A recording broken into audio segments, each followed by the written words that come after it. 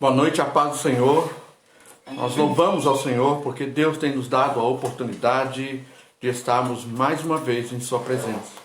Hoje, um dia especial, que é 7 de setembro, que é a data da nossa independência, mas também é um dia do Ano Novo Judaico e também se comemora o Shemitah, que é o ano sabático.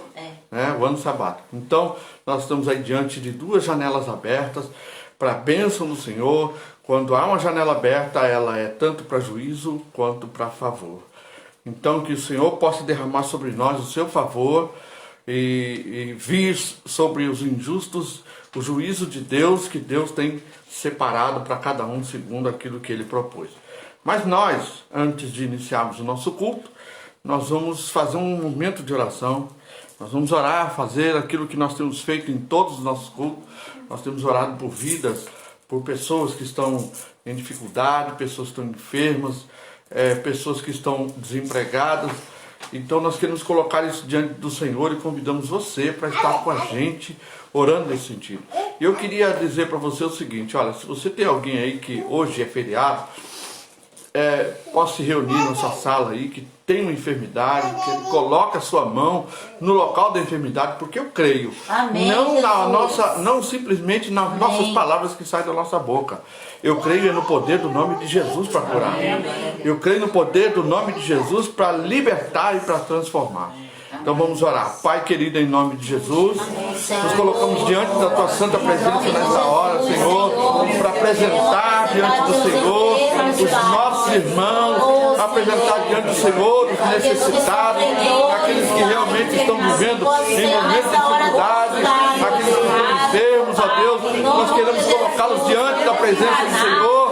Por isso, em nome de Jesus, aquela pessoa que colocou a sua mão no seu lugar de enfermidade, nós ordenamos pelo nome de Jesus, conforme o Senhor assim determinou para a sua igreja, que nós possamos orar em nome de Jesus e curar os enfermos. Por isso nós declaramos que toda e qualquer doença, seja no sangue, seja no físico, seja vírus, seja bactéria, seja inflamação, seja infecção, seja câncer, seja qual for a doença, nós ordenamos que sejam curados pelo poder do nome de Jesus.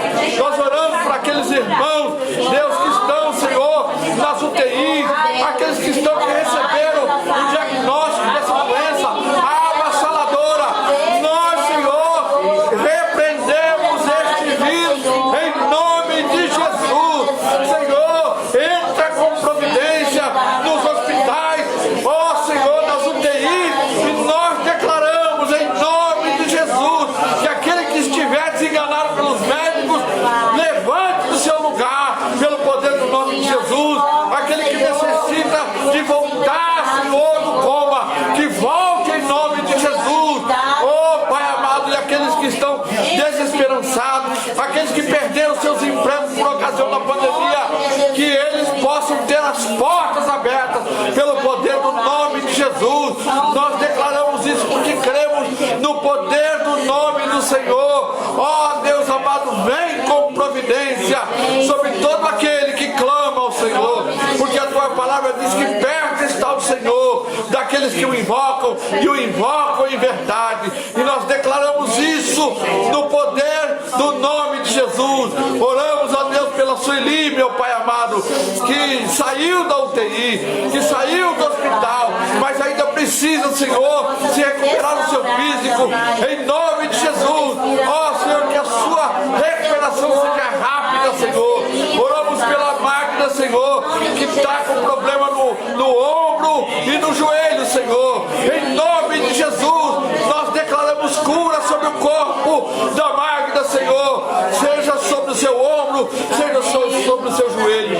Em nome de Jesus, e todos os outros quantos, ó Deus, não temos mencionado seus nomes, mas declaramos em nome de Jesus, porque cremos no poder do nome do Senhor. Quantos podem dizer amém? Amém. Glória a Deus. Vamos louvar então o Senhor.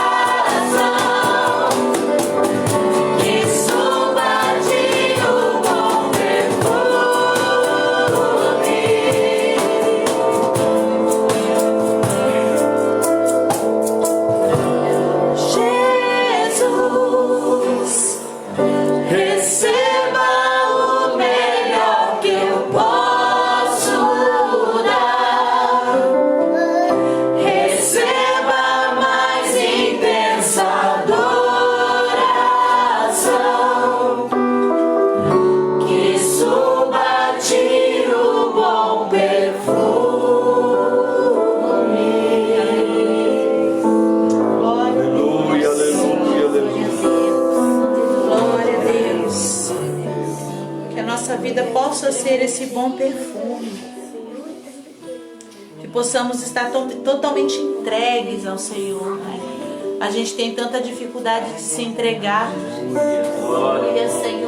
O mundo hoje prega um relacionamento com pessoas, um relacionamento entre marido e mulher, um relacionamento em que você entrega metade, você entrega um pouco, você entrega uma parte do seu coração, você entrega um pouco das suas coisas. E por isso que a gente tem visto cada vez mais divórcios acontecendo, pessoas se separando, pessoas vivendo com famílias rachadas, porque não se entregam de maneira completa. E nós também temos visto as pessoas transferindo isso para nossa relação com Deus. Não nos entregamos de maneira completa e total ao Senhor. Entregamos metade, entregamos parte da nossa vida, entregamos somente ali. Senhor, o Senhor pode pôr a mão ali, o Senhor pode fazer ali, mas neste caso aqui eu tomo conta. E é por isso que muitos relacionamentos com Deus não têm evoluído, não têm ido adiante, porque o relacionamento com Deus é uma entrega diária, é entrega de tudo, de tudo, de tudo. Deus não divide a glória dele com ninguém, Deus não divide o nosso coração com ninguém, ou somos dele, ou não somos de mais ninguém. Deus, nós nos entregamos totalmente a Ti, Senhor. Sabemos que existem áreas da nossa vida que talvez estejamos tendo dificuldade em Te entregar, mas nesta noite, com sinceridade de coração, Senhor, dizemos a Ti, Senhor, vem, Pai, vem, é teu, Senhor, é teu, meu coração por inteiro, Senhor, a minha vida é Tua por completo. Ó Deus, vai no profundo, vai no escondido, Senhor querido, e faz a Tua obra, Senhor. Não queremos resistir, Senhor, à Tua presença, não queremos resistir ao Teu chamado, não queremos resistir ao Senhor, Pai, pois o Senhor é o nosso tudo, Jesus. Glória a Deus. Quero até trocar e colocar o louvor, eu me rendo, porque talvez o que esteja te impedindo, meu irmão, de você se render, talvez o que esteja te impedindo de se entregar ao Senhor é isso. Você precisa se render. Você precisa se render. Deixa para trás tudo aquilo que te embaraça. Se livra de todo embaraço e se rende ao Senhor.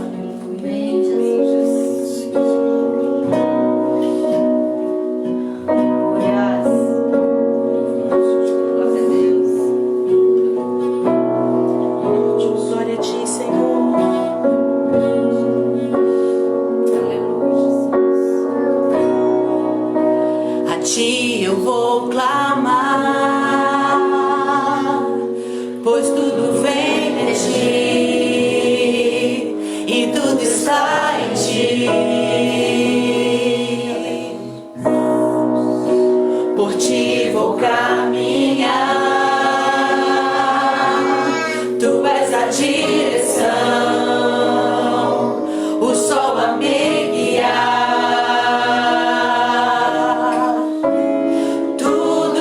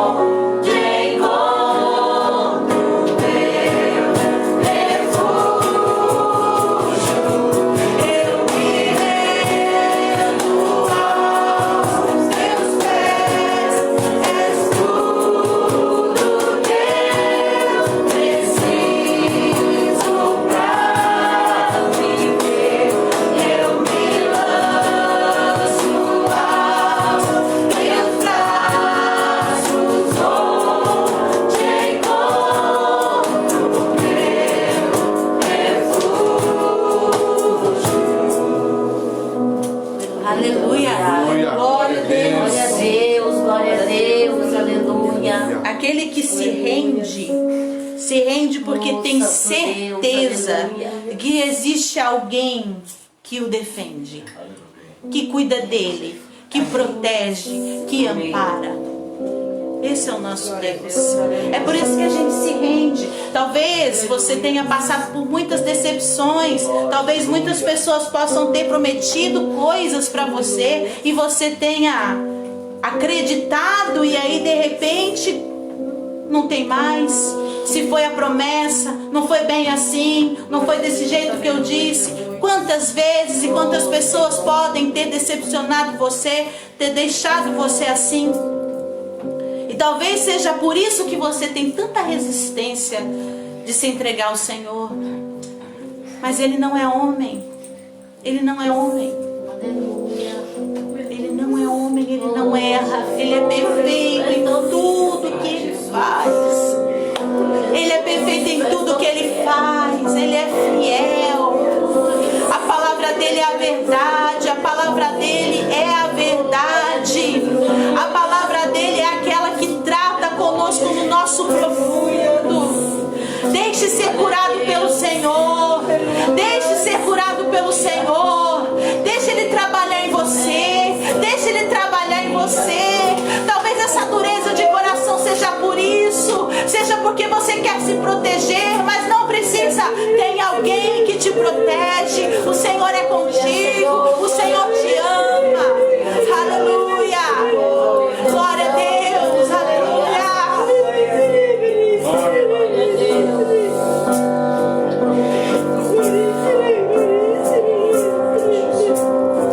Bem antes de eu notar, você já saiu pra guerrear.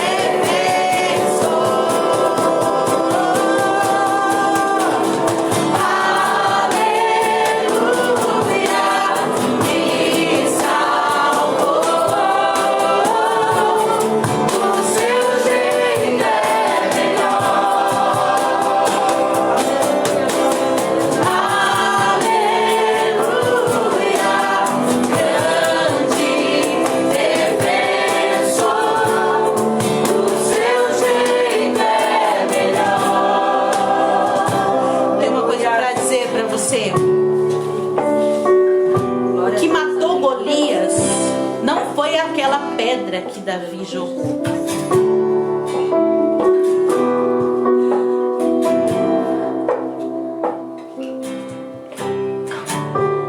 Quem fez Golias cair foi Deus. Glória a Deus, amém. E ele deu a Davi, assim como esse hino, a cabeça do inimigo. Aleluia. Davi confiava no Senhor, porque ele tinha relacionamento com Deus. Davi confiava no Senhor, por isso ele sabia que mesmo ele sendo pequeno, mesmo ele sendo alguém que não tinha nada nele que pudesse fazê-lo um guerreiro, ele confiava em quem estava por ele, quem era com ele. Glória a Deus, aleluia. Você está achando que você vai sair desse problema através daquilo que você faz, através daquilo que você sabe fazer perfeito. E Deus está dizendo para você, não é pelo que você faz, é pelo que eu faço. Quem vai tirar você deste problema, quem vai tirar você desse abismo sou eu. Glória a Deus. Creia em mim, não na pedrinha que você carrega, porque a pedra lá não é nada, mas quem está com você é Deus. E você vai poder dizer aqui, ó, eu só louvei, eu só adorei, eu fiquei prostrado sim diante dos pés do Senhor, daquele que tudo pode. E Ele fez por mim. Por quê? Porque do jeito dele é sempre melhor. Aleluia. Glória a Deus. Glória a Deus. Glória a Deus. Aleluia. Aleluia, glória ao nome do Senhor. O salmista diz, engrandecei ao Senhor comigo. E eu quero engrandecer ao Senhor nessa noite. Quero exaltar ao Senhor, eu quero bendizer ao Senhor. Jesus está presente aqui. Glória a Deus. Amém, Jesus. E Ele está presente aí com você também, você que está participando conosco desse culto. Que a paz e a graça de Jesus Cristo esteja sobre a sua vida. Eu quero, neste momento, engrandecer a Deus, agradecer. Como já foi falado aqui, hoje é um dia especial. E em todos os aspectos ele é especial. Ele é especial porque nós estamos na presença de Deus. Amém. Ele é especial porque é um dia em que marca a história do nosso país. É especial porque marca também o calendário lunar, né? Sendo o Ano Novo Judaico. E ele é especial porque nós estamos na presença de Deus. Glória a Deus. E isso é motivo de nós nos alegrarmos, isso é motivo de nós estarmos expressando a Deus a nossa gratidão. Né? Nós podemos fazer isso. Então eu quero orar junto com você, agradecendo a Deus. Amém. Eu não sei se você está enfrentando lutas, dificuldades, se você está passando por situações difíceis. Eu sei que existem motivos para você agradecer a Deus. E eu quero separar esse momento para nós agradecermos ao Senhor. Pai, em nome do Senhor Jesus. Eu quero louvar e bendizer o Teu nome. Eu quero exaltar e engrandecer ao Senhor, Pai. Como diz o salmista, que darei ao Senhor por todos os benefícios que o Senhor tem feito. São grandiosos os benefícios, Senhor. É maravilhosa a Tua graça, é imensa, é imensurável. Não dá para mencionar, Senhor, a bondade que o Senhor tem para conosco.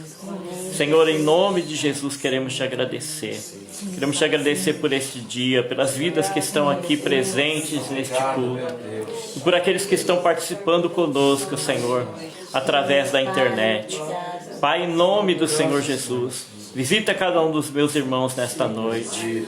E faz, Senhor, com que cada um deles receba o toque poderoso das Tuas mãos, Senhor. Seja qual for a circunstância adversa que essa pessoa esteja vivendo, que ela veja a manifestação gloriosa do Senhor na vida dela nesta noite. e que nós possamos todos juntos engrandecer o Teu nome. Em nome de Jesus. Amém. Irmãos, a minha esposa até sugeriu, né, que eu falasse sobre esse assunto, porque a gente está em casa, eu estou em casa estudando essa carta, uma carta da Bíblia que é escrita aos Hebreus. E é interessante que existem várias conjecturas sobre quem escreveu a carta aos Hebreus. Alguns falam de ser textos do apóstolo Paulo, outros dizem que pode ser de um outro discípulo chamado Apolo. O fato é que nessa carta aos Hebreus existe um tratado todo especial, revelando toda a ligação do Antigo Testamento ao Novo Testamento, de tudo aquilo que Deus fez, dizendo que são sombras de coisas que Deus manifesta e realiza em Cristo. Ele é a plenitude. Tudo aquilo que os homens viam, né, através de figuras, através de símbolos no Antigo Testamento, é revelado em Jesus. E o autor ele vai falando disso com bastante profundidade. E ele trata do assunto central da Bíblia, do assunto principal da Bíblia, que muitos de nós, muitas vezes, não conseguimos decifrar, distinguir, entender. O assunto principal da Bíblia, ele é o assunto mais importante para o ser humano. Quando o ser humano entende esse assunto, né, o que Deus fala através de profetas, de sacerdotes, de tantas pessoas, e traz, ele realiza em Jesus, é o que é mais importante na vida de todo ser humano. Então, eu quero já iniciar, antes da gente ler o texto, perguntando para você, qual é o principal tema da Bíblia? O que mais te chama a atenção? Qual é o principal assunto que a Bíblia trata? Eu vou ler aqui o capítulo 5 da carta aos Hebreus, e eu quero compartilhar com você o que eu entendo, qual é o meu entendimento acerca disso. É lógico que você pode ter um entendimento diferente, mas como eu falei, eu estou estudando esse livro, estou estudando esta carta, e eu cheguei a essa conclusão. É uma conclusão que eu quero compartilhar com você nessa noite. Capítulo 5 da carta aos Hebreus diz assim: porque todo sumo sacerdote tomado dentre os homens é constituído a favor dos homens, nas coisas concernentes a Deus, para que ofereça dons e sacrifícios pelos pecados, e possa compadecer-se eternamente dos ignorantes e errados, pois também ele mesmo está rodeado de fraqueza. E por essa causa deve ele, tanto pelo povo, como também por si mesmo, fazer oferta pelos pecados. E ninguém toma para si essa honra, senão o que é chamado por Deus, como Arão. Assim também, Cristo se não glorificou a si mesmo, para se fazer sumo sacerdote. Mas aquele que lhe disse: tu és meu filho, hoje te gerei. Como também diz em outro lugar: tu és sacerdote eternamente, segundo a ordem de Melquisedeque, o qual, nos dias da sua carne, oferecendo com grande clamor e lágrimas, orações e súplicas, ao que podia livrar da morte, foi ouvido quanto ao que temia. Ainda que era filho, aprendeu a obediência por aquilo que padeceu. E sendo consumado, veio a ser causa de eterna salvação para todos os que lhe obedecem. Chamado por Deus, sumo sacerdote, segundo a ordem de Melquisedeque. eu falei sobre o tema mais importante da Bíblia, porque foi a essa conclusão que eu cheguei. O autor aos Hebreus, ele, como eu falei, ele trata de toda a plenitude de Deus em Cristo, de Deus cumprindo e consumando a obra de Deus. Disse que ele é a imagem do Deus vivo, né? E aqui ele está falando a respeito de sacerdócio, né? Para a gente entender um pouco do assunto, você que está participando com a gente da internet, a gente sabe que na Bíblia, quando Deus quer falar conosco, Deus usou, a Bíblia fala por muitas e diversas vezes, a boca de profetas. E quando Deus quer nos ouvir, né, Deus instituiu aqui, na carta aos Hebreus está falando, que Deus instituiu então sacerdotes, que eram as pessoas que levavam as necessidades dos homens a Deus, né? Deus fala através dos profetas aos homens e os sacerdotes levam as necessidades dos homens a Deus. Então ele começa falando a respeito disso. E aí ele vai falar de Jesus, dizendo que Jesus, ainda que era filho, aprendeu a obediência por aquilo que padeceu. Então se a gente for pensar, né, e ele diz assim que ele foi consumado e veio ser causa de eterna salvação para todos aqueles que lhe obedecem.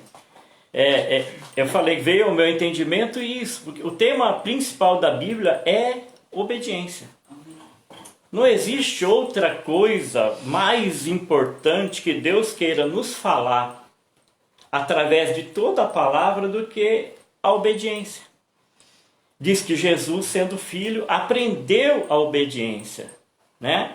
Então, qual foi a causa da queda do homem? Qual foi a causa de o homem herdar a natureza do pecado? Qual foi a causa de Satanás e todos os demônios deixarem o lugar da presença de Deus, da glória de Deus, e serem lançados por terra, como diz a palavra de Deus? Foi a desobediência.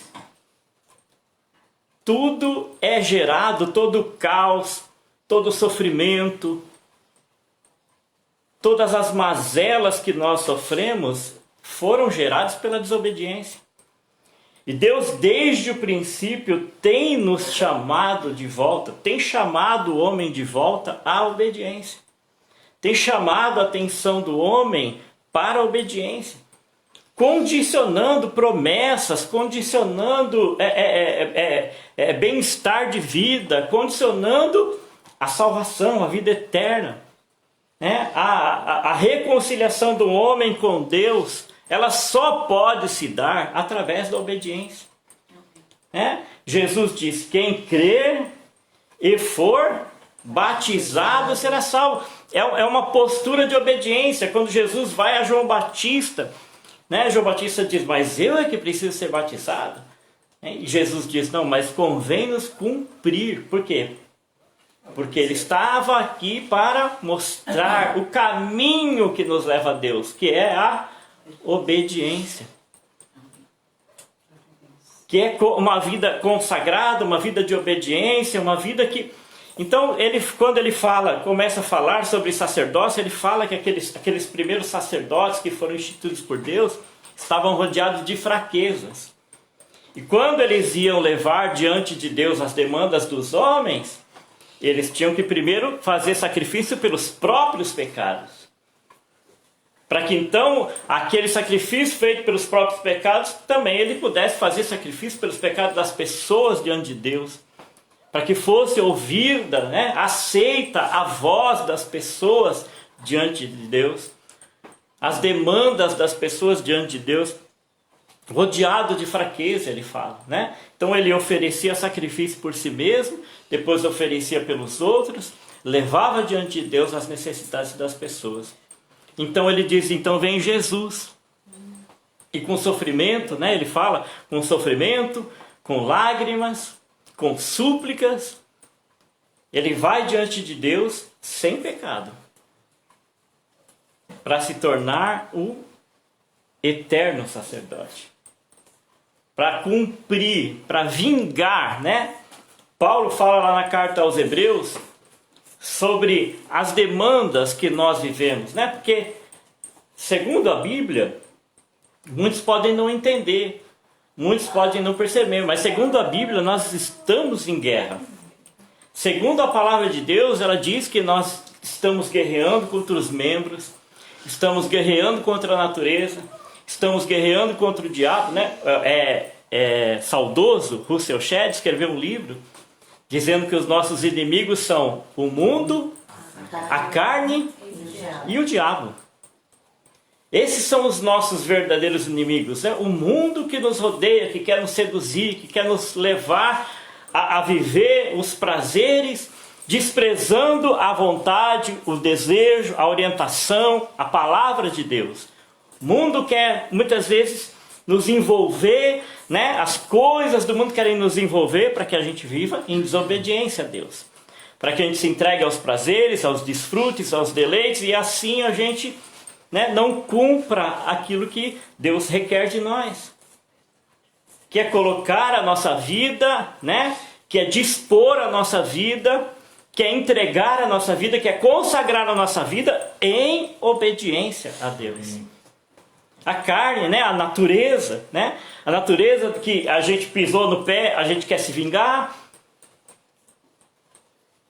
né? Quando recebe uma afronta, quer afrontar também, né? A natureza humana, a carne, né, ela nos leva também ao quê? A sermos desobedientes. E o diabo, né? Porque a Bíblia fala que o diabo ele anda em derredor, né? O apóstolo Paulo diz: nós não ignoramos os seus ardis, porque é justamente assim que o diabo trabalha. Ele trabalha na mente da gente, no coração da gente, para fazer também que a gente viva em desobediência a Deus. Então, quando o autor aos Hebreus ele escreve esse tratado, ele é muito profundo naquilo que ele diz, dizendo: olha, nós precisamos aprender que não há um outro caminho, ou não há uma outra tarefa mais importante. No capítulo 2 aqui dos Hebreus, ele fala algo interessante. Eu estava lendo, ele fala o seguinte, no capítulo 2, ele diz assim: portanto, nos convém atentar com mais diligência para as coisas que temos ouvido, para que em tempo algum nos desviemos delas. Porque se a palavra falada pelos anjos permaneceu firme, e toda transgressão e desobediência recebeu justa retribuição, como escaparemos nós, se não atentarmos para tão grande salvação, a qual, começando a ser anunciado pelo Senhor, foi-nos depois confirmada pelos que ouviram, testificando também Deus com eles, por sinais, milagres e várias maravilhas e dons do Espírito Santo distribuídos por sua vontade. Porque não foi aos anjos que sujeitou o mundo futuro de que falamos, mas em certo lugar testificou alguém dizendo: que é o homem para que dele te lembres, ou filho do homem para que o visites? Tu fizeste pouco menor que os anjos, de glória e honra o coroaste, e constituíste sobre a obra das tuas mãos. Todas as coisas sujeitaste debaixo dos seus pés. Ora, visto que sujeitou todas as coisas, não deixou que nada não esteja sujeito. Mas ainda vemos que as coisas não estão sujeitas, né? Ele diz assim que ainda existe, né, algo a ser feito, né? Que essa sujeição ela é uma decisão, né? Que ele diz assim: se nós precisamos ser diligentes na questão de obedecer a Deus. Ele diz assim: olha, se nos convém atentar com muita diligência para as coisas que temos ouvido, para que em tempo algum. Eu li hoje de manhã, né, a respeito das 10 virgens, né? Por que é que todas as 10 não foram com o noivo? A Bíblia fala, porque o noivo tardou em vir. Né? O noivo tardou em vir. Então, elas estavam todas ali esperando o noivo. Elas estavam todas preparadas. Assim irmãos. Todos nós, em um momento, nós estivemos preparados, ou estamos preparados, ou pode ser que não estejamos tão preparados. Mas em algum momento nós ouvimos a palavra, em algum momento nós estivemos preparados. Mas aí o tempo vai passando, e o mundo vai nos envolvendo, e o pecado vai nos cercando, e a nossa carne vai se sobressaindo, né? E o diabo vai também trabalhando. Então muitas vezes a gente não percebe, quer dizer, se o noivo tivesse vindo imediatamente, todas as 10 teriam ido. Mas porque o noivo tardou em vir, 5 delas não conseguiram perseverar, né? Não se atentaram, né? Elas disseram, olha, ele está demorando mesmo, então tem tanta coisa boa para acontecer aqui, né? Tem tanta coisa boa para fazer nesse mundo. Tem tanta coisa boa, coisa importante para a gente conquistar nesse mundo. Tem tantas coisas pelas quais a gente deve se empenhar, né? Lutar, fazer até inimigo se for preciso. Tem tantas coisas pelas quais a gente deve se empenhar e colocar o coração. Então, já que o noivo está demorando mesmo, vamos fazer aquilo que é importante, porque a gente julga a importância das coisas, né? Sem às vezes a gente perceber, pela atenção, né? Pelo foco que a gente dá para elas, né? Então a gente vai, e a nossa diligência muitas vezes está em mostrar para as pessoas que a gente pode, que a gente sabe, que a gente que eu posso, que eu conquisto, que eu tenho. Olha só o que eu tenho, olha só o que eu construí, olha só o que eu fiz, olha só a minha vida, olha só a minha posição, né? Então a gente muitas vezes vai, o noivo está demorando tanto, e o azeite está indo embora, mas a gente não está, tudo bem? A minha lâmpada está acesa, mas o azeite está acabando, mas tudo bem, depois, quando eu precisar, eu vou procurar alguém que tenha. Não é assim? Eu vou procurar alguém que tenha desse azeite. Eu vou procurar alguém que possa manter a minha lâmpada acesa. E aí, porque a Bíblia fala, né, que ele demorou, então pegou elas desprevenidas, despreparadas. E nós percebemos, pelos dias que nós estamos vivendo, que a igreja precisa se atentar para essas coisas. Né? E quando ele fala da diligência que nós temos que ter em cumprir, em vingar, né? Paulo fala, eu quero ler esse texto com vocês, lá na segunda carta aos Coríntios, que eu acho interessante o que Paulo ele diz para a igreja. Ele diz assim, 10. Isso, segundo aos Coríntios 10, ele diz, versículo 3, ele diz assim, olha, porque andando na carne, não militamos segundo a carne. Alguém pode me dar um golinho de água, por favor? Secou a goela. Diz assim, porque andando na carne, não militamos segundo a carne. Não lutamos, né? Segundo a carne. Porque as armas da nossa guerra não são carnais, mas são poderosas em Deus. Eu acho interessante ele falar isso para a igreja. Ele diz assim, são poderosas em Deus para destruir fortalezas, destruindo conselhos e toda altivez que se levanta contra o conhecimento de Deus. Ele está falando aqui o que é conhecer a Deus. Porque a gente ouve as pessoas falar, a Rabi ainda perde o tempo dela. A Rabi perde o tempo dela, ela vê postagem das pessoas no Facebook, ela vai lá comentar, ela vai lá rebater. Eu não perco meu tempo. Eu não perco meu tempo, porque as pessoas falam assim, o conhecimento de Deus delas é tão elevado que elas julgam todas as pessoas através do conhecimento que elas têm. Então elas dizem, ser de Deus é isso, ser de Deus é aquilo, ser de Deus é amar os homossexuais, ser de Deus é respeitar.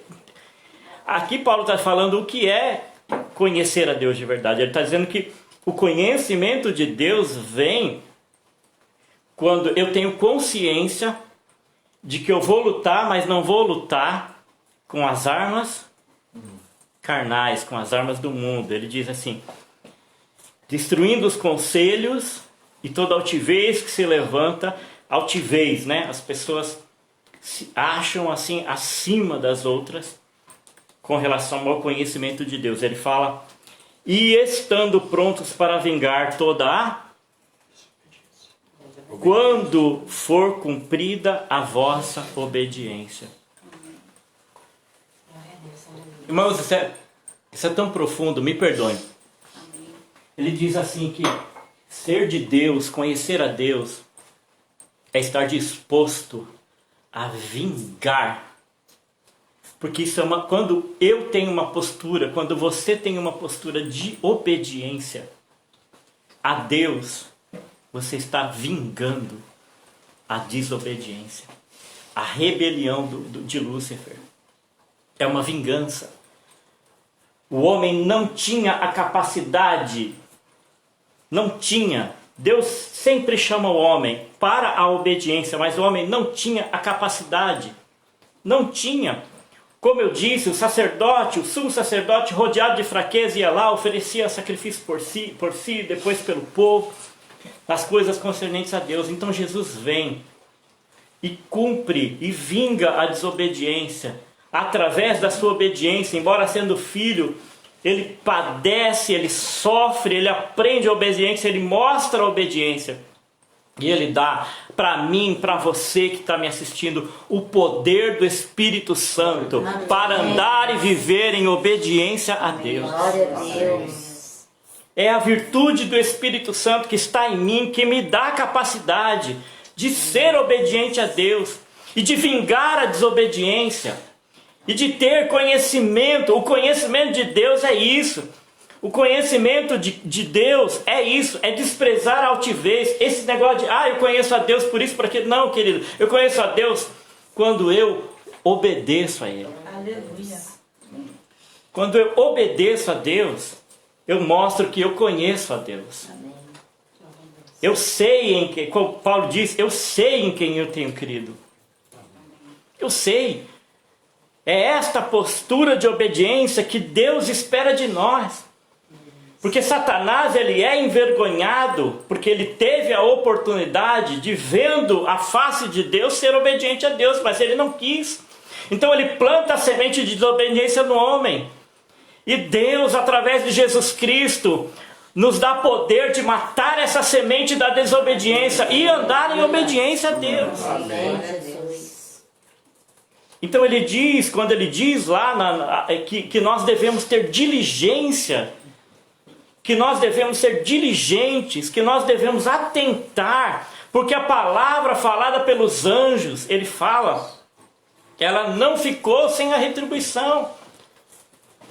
Quanto mais Deus nos falando através de Jesus. E nós estamos no limiar de acontecer tudo aquilo que a Bíblia diz que vai acontecer. E Deus não vai levar, me perdoe, quem deliberadamente anda em desobediência. Não adianta nós pensarmos que conhecer a Deus é cantar canções para Deus, é frequentar um templo, uma igreja. Não adianta a gente pensar que se aperfeiçoar na música, no canto, ou até mesmo ter uma boa oratória, vai abrir as portas do céu para a gente. As portas do céu serão abertas, segundo a Bíblia diz, aqueles que se dispuserem. Como diz lá os Hebreus, capítulo 12, eu estou falando que eu estou estudando os Hebreus, porque me chamou muita atenção, ele diz assim, olha, capítulo 12, Portanto, nós estamos rodeados de tão grande nuvem de testemunhas, deixamos o embaraço, o pecado, que tão de perto nos rodeia, e corramos com paciência a carreira que nos está proposta, olhando para Jesus, autor e consumador da fé, o qual pelo gozo que estava proposto, suportou a cruz, desprezando a afronta, e assentou-se à destra do trono de Deus. Considerai aquele que suportou tais contradições dos pescadores contra si mesmo. Não é pescadores não, é pecadores. Para que não enfraqueçais, desfalecendo em vossos ânimos. E no versículo 4 ele diz: ainda não resististes até o sangue combatendo contra o pecado. Ele está dizendo o seguinte, querido, que esse papo de eu sou fraco não vai colar. Não vai colar. Eu estou rodeado de fraqueza, como era, né, o sacerdote. Mas eu estou rodeado de fraqueza. Não vai colar. Ele está dizendo que para combater contra o pecado, se for preciso, tem que resistir até o sangue. Ele está dizendo que para vingar a desobediência, tem que dizer, olha, não importa a consequência, eu vou viver, eu vou ter uma postura de obediência. Não importa. É aquela questão, você vai ser lançado na fornalha, não importa, mas eu vou continuar aqui, não vou me prostrar. E se Deus não te livrar? Não importa se Deus não me livrar. Eu vou sofrer o dano, eu vou derramar o sangue, como ele diz, né? Eu vou resistir até o sangue. Eu vou morrer se for preciso, né? Como o próprio Jó disse, né? Que ainda que consumida a minha carne e o meu sangue, nos meus ossos eu verei a Deus.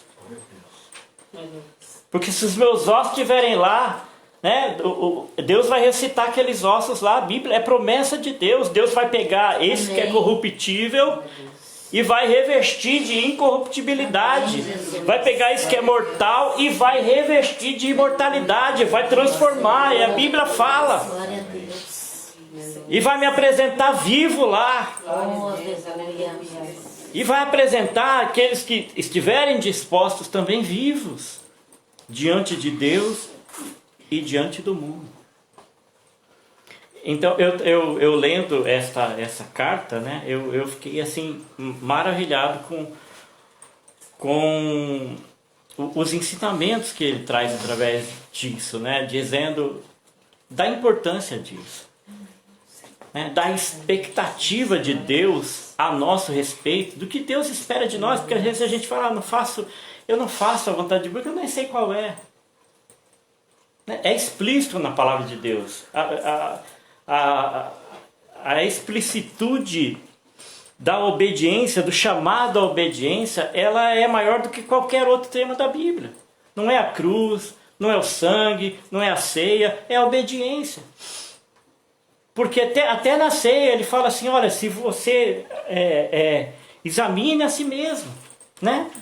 Não participe indignamente, não faça do corpo do Senhor uma coisa vil, uma coisa desprezível. Né? Quando ele fala examina, é assim, vê a tua postura de obediência, você, né? Como diz, né, em certo texto aqui também na carta aos Hebreus, agora eu nem me recordo, fala, né, que ele, no capítulo 4, fala que eles não entraram na terra prometida por causa do quê? Da desobediência. Mas em um outro texto aqui, fala uma coisa que me chamou muita atenção. Diz que quando eles iam comemorar lá no deserto, aquela festa que Deus instituiu para eles, né, que para nós hoje é a ceia, diz que eles estavam ali comemorando os pecados. O autor aos Hebreus fala, né? E aí, às vezes, a gente percebe isso, né? Que tem certas posturas. Eu não estou acima de ninguém. Essa palavra é muito para mim. Mas existem pessoas que é assim. Em um mês ela chega lá diante de Deus, Deus, esse mês eu vou tomar ceia, esse mês eu errei, eu pequei, eu fiz mal para o meu irmão, né? Aí no outro mês ele não me perdoa, eu vou tomar ceia, seu sangue vai me lavar. E no outro mês ele vem de novo comemorar aquele pecado, né? Está fazendo aniversário agora. Ó, Senhor, esse mês também eu pequei, eu errei, eu também feri meu irmão, mas eu vou comer o pão e vou beber o suco para a gente comemorar essa situação aqui na minha vida, né? É bem isso que o autor aos Hebreus fala. Que eles se reuniam muitas vezes para comemorar. Quando eles comiam e bebiam lá a Páscoa, né, que era para lembrar o que Deus tinha feito, eles estavam lá comemorando os pecados. E não é isso que Deus espera de nós, né, como igreja. Porque nos dias em que nós estamos vivendo, a igreja também é um lugar perigoso. O templo em si, né? É um lugar perigoso, porque a gente ouve tanta coisa, é tanto ensinamento, é tanto comportamento que é aprovado, como se aquilo fosse certo, como se aquilo fosse bom. Ah, tudo bem, Deus é amor, Deus não se importa. E quando a gente pega a palavra de Deus, a gente vê que Deus ele é minucioso, né? Como foi falado aqui, né? Que Deus ele é exclusivo. Antes da gente começar o culto, tinha uma conversa aqui dizendo que Deus é exclusivo. E é assim mesmo. É assim mesmo. Deus não não que a gente Deus não se importe conosco. Pelo contrário, a Bíblia diz que a vida, cada alma é preciosa para Deus. Mas Deus não vai dizer assim, olha, nossa, eu te amo tanto que eu vou fechar os olhos para tudo que você fez e eu vou te levar comigo. A Bíblia não diz isso. Infelizmente não é assim. Não é assim.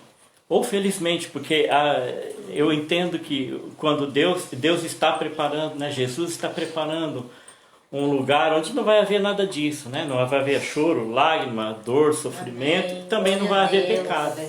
Não vai haver desobediência. Né? Então essa desobediência ela já tem que ser vingada aqui. Ela já tem que começar a ser vingada aqui. Essa postura de resistir, né? Como ele fala, até o sangue. Tem que começar aqui. Para eu mostrar para Deus que eu creio. Para Deus não, né? Para mim mesmo. Né? Porque Deus sabe se eu creio ou não creio. E para as testemunhas, já acabou meu horário. Que pena. Que pena, porque é um assunto que me chamou tanta atenção, que falou tanto comigo, que, sabe, me trouxe assim. Não digo que alegria não, trouxe bastante tristeza. Mas a Bíblia diz que a tristeza, segundo Deus, ela produz arrependimento e salvação. Amém, amém, verdade. Me trouxe bastante tristeza por olhar para a minha própria vida, né? Olhar lá, né? Como diz os Coríntios, examinar a mim mesmo e perceber e falar, Deus, eu preciso mudar. E que você também tenha no seu coração esse desejo.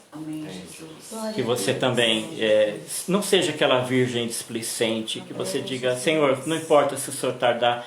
Alguns conseguem esperar 3 anos, outros 30 anos, e alguns não conseguem esperar 3 dias. De 3 dias ele já está indo atrás do pecado de volta. Não, meu Pai. Então é isso, sabe? A palavra de Deus ela é isso. O Evangelho é isso. Quer você goste, quer você não goste, o Evangelho é isso. Amém. Esse é o Evangelho verdadeiro. Amém. Esse é o Evangelho do nosso Senhor Jesus Cristo. Amém. Esta é a palavra que produz salvação para nós. Glória a Deus. E esse é o desejo de Deus para nós. Deus te abençoe. Amém. Aleluia. Aleluia, Jesus. Quem tem ouvidos, ouça o que o Espírito diz à igreja. Glória a Deus, aleluia. Louvamos a Deus por sua companhia, agradecemos pela oportunidade que você tem nos dado de estar junto com você nesse culto. Agradecemos ao Salate, a Márcia, que cederam aqui a casa dele para a gente cultuar juntos aqui. Quero convidar você, na sexta-feira, estar conosco, nosso culto em casa, às 20h30. Amém? Vamos salvar, vamos compartilhar no Facebook e vamos salvar no YouTube. Você entra lá e se inscreva ou assista ao nosso culto e adore o Senhor. Compartilha com seus irmãos. Amém? Que Deus abençoe. Até sexta-feira, aguardamos vocês. Amém. Até lá. Amém. Amém.